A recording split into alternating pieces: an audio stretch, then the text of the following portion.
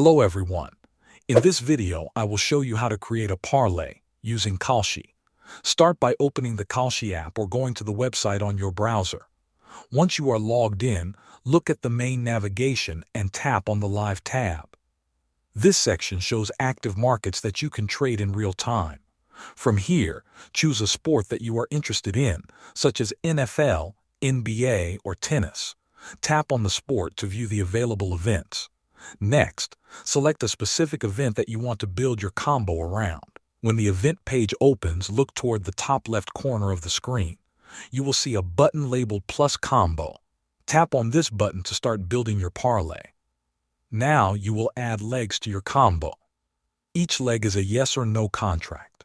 For example, you can choose a team to win or select a player performance outcome.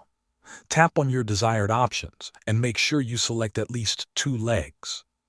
You can add more if you want, but remember that more legs can increase both risk and potential return. After adding your selections, review the pricing shown on the screen. Kalshi will calculate a combined price based on current market sentiment. Finally, if everything looks correct, confirm your trade. Thanks for watching.